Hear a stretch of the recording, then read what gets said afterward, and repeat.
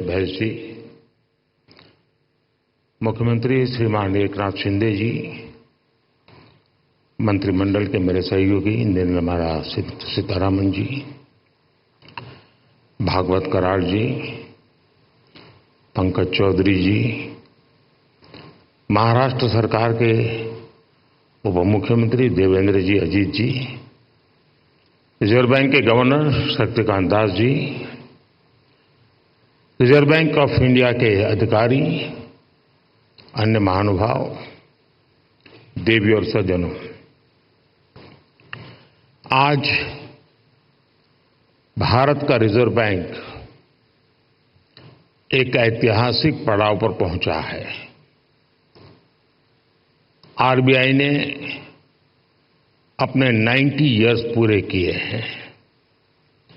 एक संस्थान के रूप में आरबीआई आजादी के पहले और आजादी के बाद दोनों ही कालखंड का गवाह है।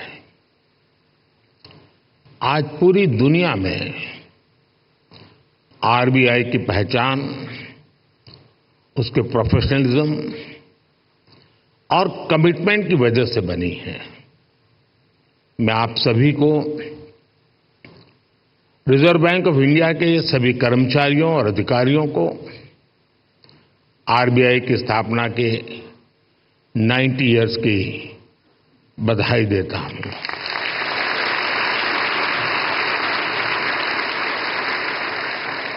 और इस समय जो लोग आरबीआई से जुड़े हैं उन्हें मैं बहुत सौभाग्यशाली मानता हूं। आज आप जो नीतियां बनाएंगे, जो काम करेंगे, उनसे आरबीआई के अगले दशक की दिशा तय होगी।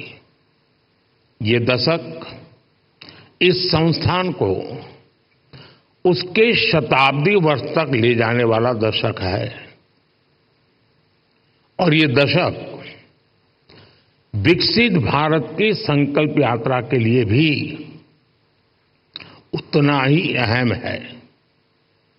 और इसके लिए जैसा आप लोगों का मंत्र है, आरबीआई को तेज ग्रोथ को सर्वोच्च प्राथमिकता देते हुए ट्रस्ट और स्टेबिलिटी पर भी उतना ही फोकस करना है। मैं आरबीआई को उसके लक्ष्यों और संकल्पों के लिए भी शुभकामनाएं देता हूं। साथियों, आप सभी अपनी फील्ड के एक्सपर्ट्स हैं। आप जानते हैं कि देश की अर्थव्यवस्था, हमारी जीडीपी काफी हद तक मॉनेटरी और फिस्कल पॉलिसीज के कोऑर्डिनेशन पर निर्भर करती है। मुझे याद है जब 2014 में रिजर्व बैंक के 80वें वर्ष के कार्यक्रम में आया था, तब हालात एकदम अलग थे।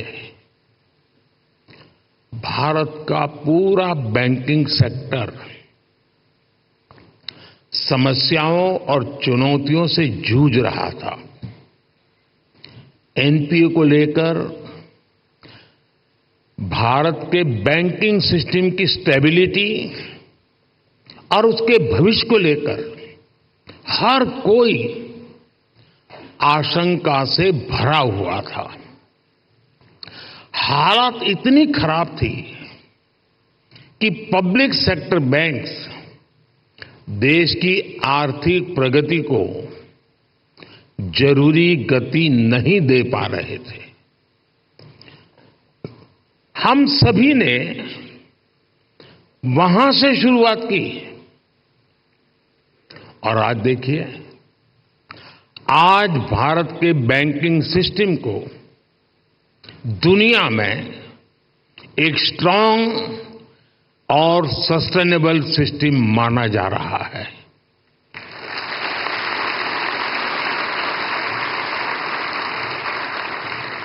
जो बैंकिंग सिस्टम कभी डूबने की कगार पर था, वो बैंकिंग सिस्टम अब प्रॉफिट में आ गया है और क्रेडिट में रिकॉर्ड वृद्धि दिखा रहा है।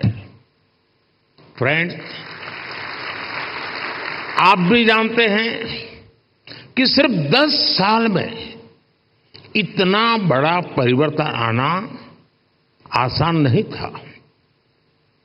ये बदलाव इसलिए आया क्योंकि हमारी नीति, नियत और निर्णयों में स्पष्टता थी। ये बदलाव इसलिए आया क्योंकि हमारे प्रयासों में दृढ़ता थी, ईमानदारी थी। आज देश देख रहा है, जब नीयत सही होती है तो नीति सही होती है।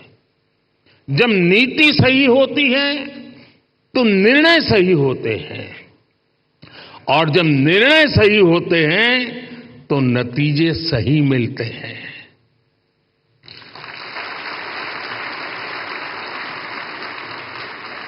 इन शॉर्ट, मैं यही कहना चाहता हूं, नीयत सही तो नतीजे सही।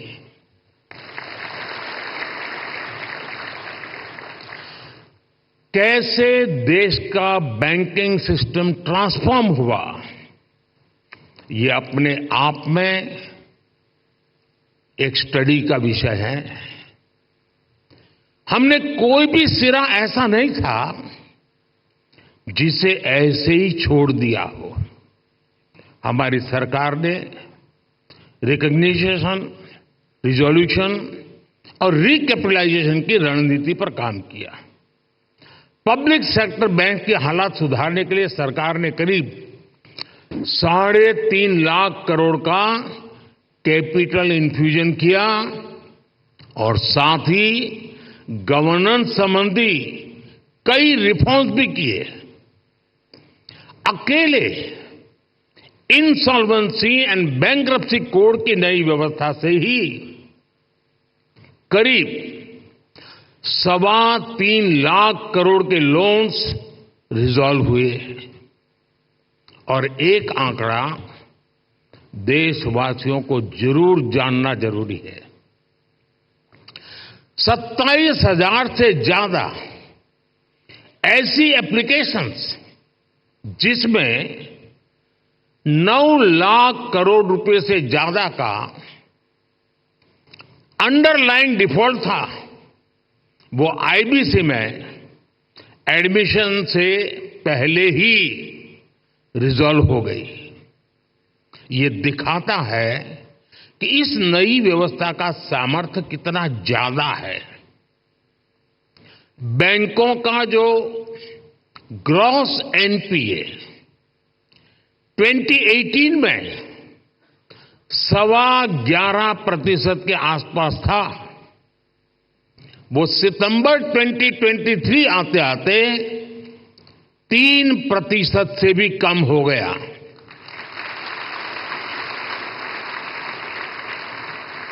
आज ट्विन बैलेंस शीट की समस्या अतीत का हिस्सा हो चुकी है। आज बैंक की क्रेडिट ग्रोथ 15% तक हो गई है और मैं इन सभी उपलब्धियों में आरबीआई की सहभागीदारी और प्रयासों की भी बहुत बड़ी भूमिका रही है और वो बधाई के पात्र हैं। साथियों, आरबीआई जैसे संस्थान के बारे में चर्चा अक्सर फाइनेंशियल डेफिनेशन और कठिन टर्मिनोलॉजी तक ही सीमित रह जाती है। आपका कार्य जितना जटिल है, उसमें यह स्वाभाविक भी है। लेकिन आप जो काम करते हैं उससे देश के सामान्य मानव का जीवन सीधे तौर पर प्रभावित होता है। बीते 10 वर्षों में हमने सेंट्रल बैंक, बैंकिंग सिस्टम और अंतिम पायदान पर खड़े व्यक्ति के बीच इस कनेक्ट को हाईलाइट किया है।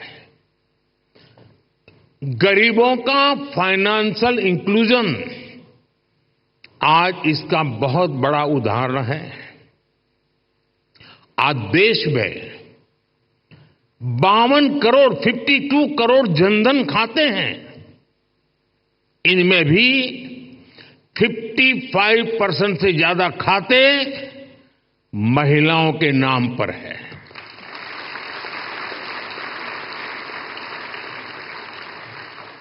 इसी फाइनेंशियल इंक्लूजन का प्रभाव आप एग्रीकल्चर और फिशरीज जैसे सेक्टर्स में भी देख सकते हैं। आज 7 करोड़ से ज्यादा फार्मर्स, फिशरमैन और पशुपालक के पास किसान क्रेडिट कार्ड्स हैं। इससे हमारी रूरल इकोनॉमी को एक बहुत बड़ा पुश मिला है। कोऑपरेटिव सेक्टर को भी पिछले 10 वर्षों में बड़ा बूस्ट मिला है। सहकारिता में कोऑपरेटिव बैंक की एक बहुत बड़ी भूमिका होती है और ये रिजर्व बैंक के रेगुलेशन और सुपरविजन का एक महत्वपूर्ण क्षेत्र भी है। यूपीआई आज एक ग्लोबली रिकॉग्नाइज्ड प्लेटफॉर्म बन चुका है। इस पर हर महीने 1200 करोड़ से ज्यादा ट्रांजैक्शन हो रहे हैं। अभी आप लोग सेंट्रल बैंक डिजिटल करेंसी पर भी काम कर रहे हैं। यानी पिछले 10 वर्षों में हुए ट्रांसफॉर्मेशन की एक तस्वीर ये भी है। एक दशक के भीतर ही हम पूरी तरह से एक नई बैंकिंग व्यवस्था, एक नई अर्थव्यवस्था और नए करेंसी एक्सपीरियंस में प्रवेश कर चुके हैं। और जैसा मैंने पहले कहा है, पिछले 10 साल में जो हुआ वो तो सिर्फ ट्रेलर है।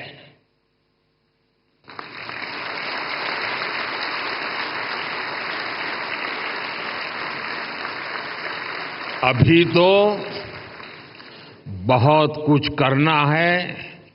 अभी तो हमें देश को बहुत आगे लेकर जाना है।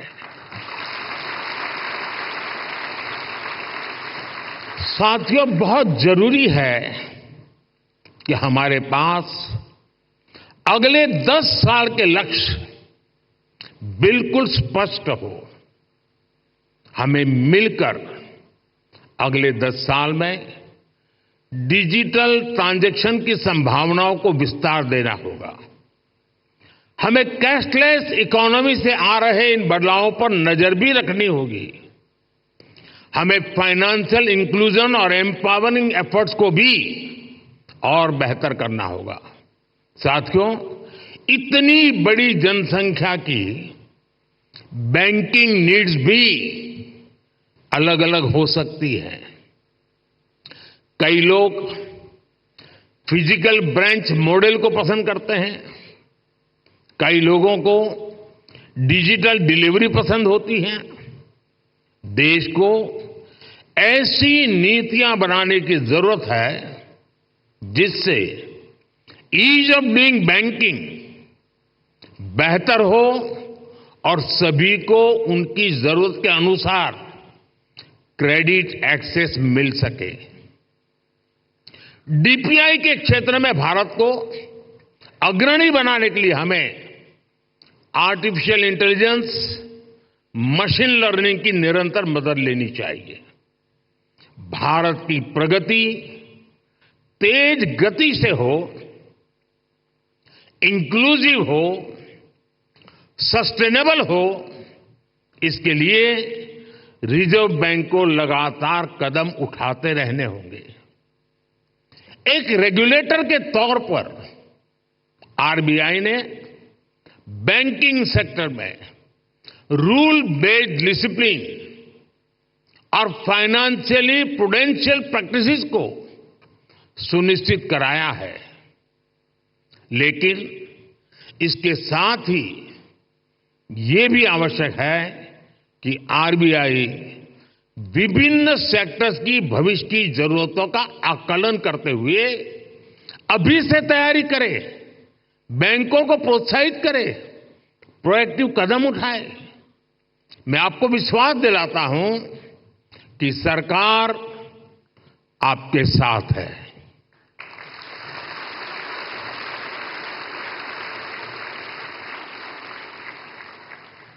आपको याद होगा 10 साल पहले डबल डिजिट की महंगाई से निपटने का रिफ्लेक्शन तब की फाइनेंशियल पॉलिसीज में नहीं दिखता था। इससे निपटने के लिए हमारी सरकार ने रिजर्व बैंक ऑफ इंडिया को इन्फ्लेशन टारगेटिंग का अधिकार दिया। मॉनेटरी पॉलिसी कमेटी ने इस मैंडेट पर बहुत अच्छे ढंग से काम भी किया। साथ ही साथ सरकार ने एक्टिव प्राइस मॉनिटरिंग और फिस्कल कंसोलिडेशन इसके भी कदम उठाए। इसलिए कोरोना संकट हो, अलग अलग देशों में युद्ध की स्थिति हो, तनाव हो, भारत में इन्फ्लेशन मॉडरेट लेवल पर ही रही।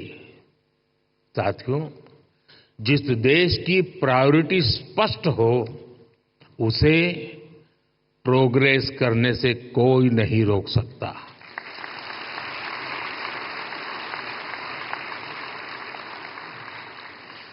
हमने कोरोना के दौरान फाइनेंशियल प्रूडेंस की चिंता भी की और सामान्य नागरिक के जीवन को भी सर्वोच्च प्राथमिकता दी।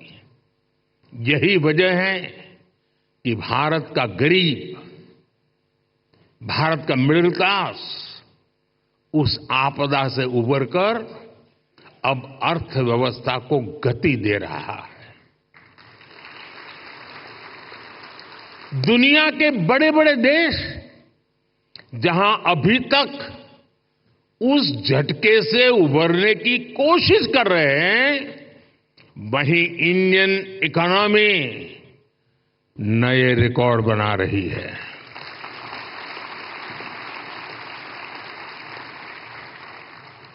भारत की सफलता को आरबीआई वैश्विक स्तर पर ले जा सकता है।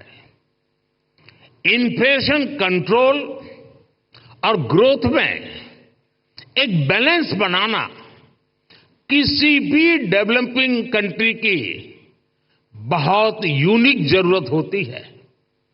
इससे निपटने के लिए कौन कौन से मॉनेटरी टूल्स हो सकते हैं, इसके बारे में सोचना बहुत आवश्यक है।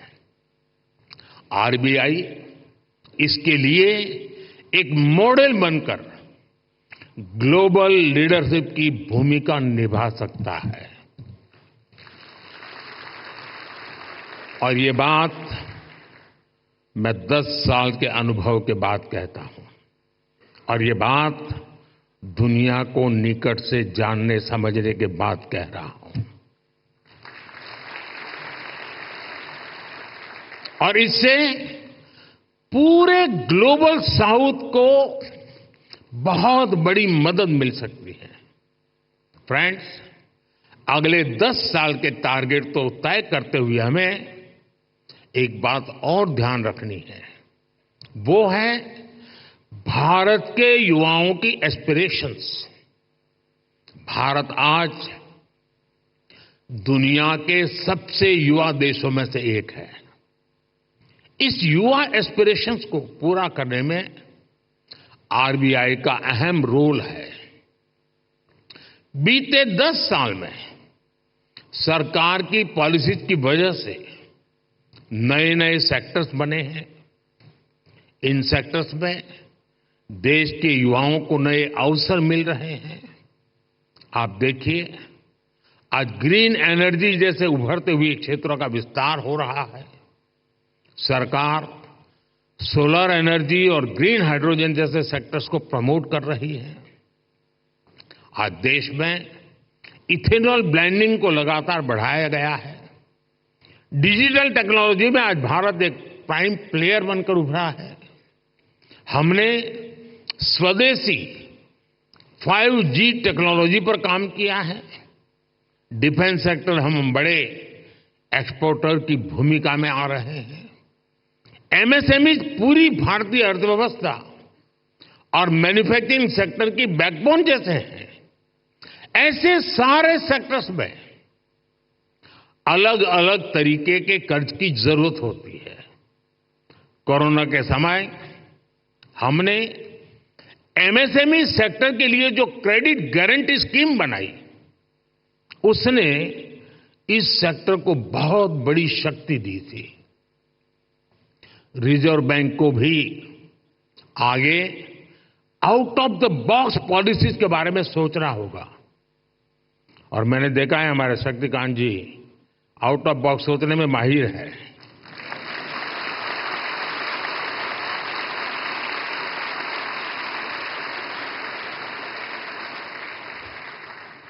और मुझे खुशी है कि सबसे ज्यादा तालियां इस बात पर पड़ी।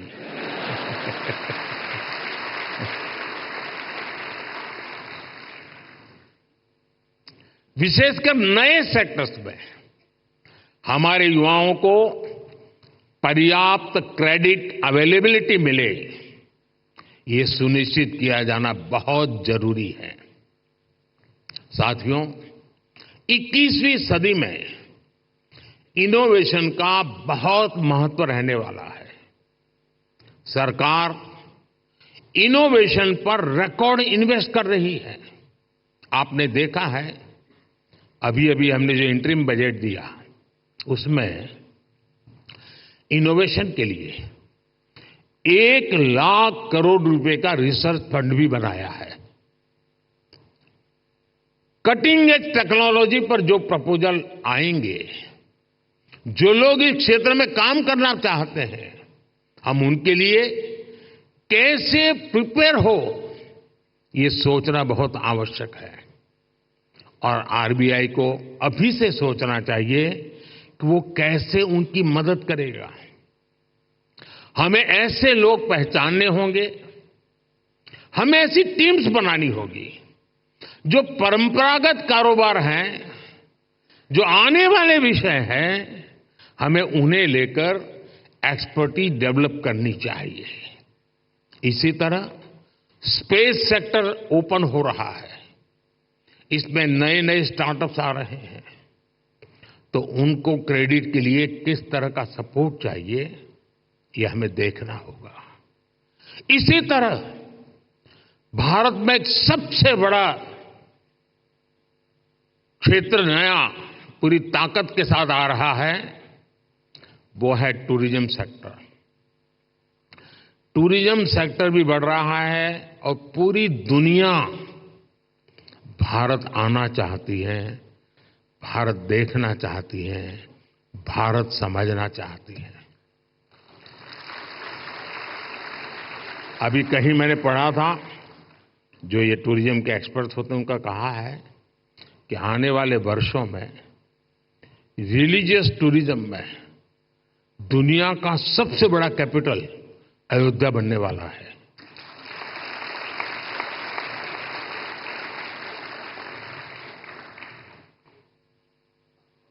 हमें देखना होगा कि इस सेक्टर को फाइनेंशियल सपोर्ट करने के लिए हमारी क्या तैयारी है।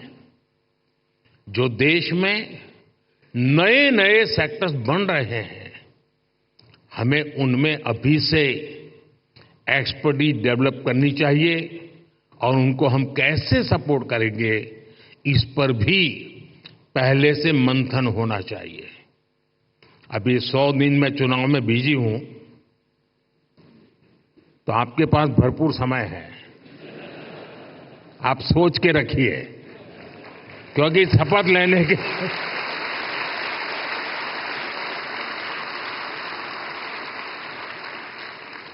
क्योंकि शपथ लेने के दूसरे दिन ही धमाधम काम आने वाला है।